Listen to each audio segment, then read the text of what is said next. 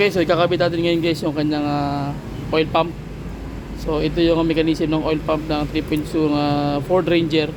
Kung makikita nyo, medyo kakaiba yung pressure type ng ano nito guys. Medyo iba yung mechanism. Karamihan kasi naka-built-in na, pero siya meron siyang sariling ayan, bombang maliit. Tapos driven by timing yung chain. So yung timing niya wala na yan, kahit sa wala na problema yung timing niyan. Okay, so ayan, bago kayo maglalagay, lagyan nyo muna ng oil tong loob, tapos lagyan nyo ng konting gasket oil yung lalapatan niya para sure ball talaga. Okay, so at least kuha nyo na yung basic pointers. So, sige, so ayan, lagyan na natin ng oil daan guys, para meron na siyang pressure, para pag sa umandar na automatic meron na siyang laman. Okay, so pasok na natin. So nilalagay siya sa unang setup. Kapit na, so saka na kayo mag-final doon sa taas.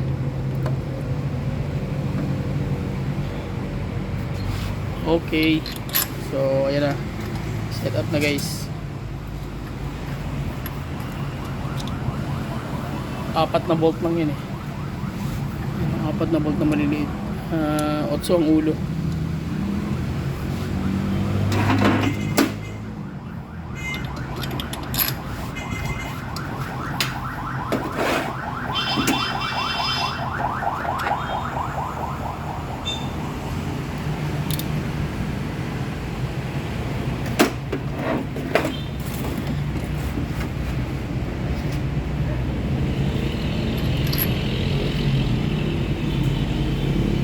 Okay, basic pointers pa rin, maghihigpit kayo, kailangan nakasentro na yung mismo yung kadena niya sa kanyang journey.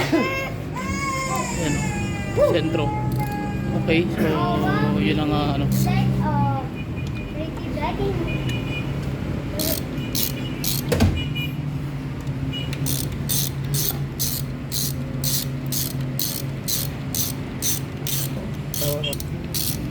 so ito naman yung kanyang pinaka ilong-ilong niya, strainer niya guys. So ito yung magiging higop.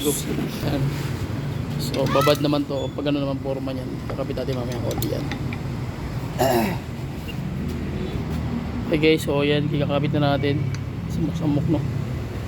Okay, sige. Yun. Okay. So ito yung pinaka strainer guys.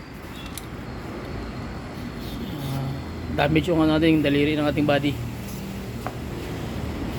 Okay, so sunod natin ikakabit yung kanyang high pressure na na fuel. Okay, so ito na, kapitan natin. Ano na ito, butangan to pre? Butangan ng gasket oil. Sunod natin ikakabit yung kanyang fuel light. So dito yung nakatusok guys sa kanyang bomba. Tapos dito naman yan dadaan. Valve bolt. Sa kanyang, yung kanyang valve bolt. Yan. Dito. Okay, sige. Palagyan natin ng gasket oil para kahit may o-ring siya, at least talagang wala siyang leaking na mangyayari. Tumagal man ng panahon, hindi pa rin siya masisira yung o-ring kasi nakasilat na yung loob. Okay, so ito nga Brador. Brad! Ay, shout out sa nanonood ngayon. Ito na, Ford Ranger 3.2 na inasimple na namin. Okay, good. Sana matapos namin.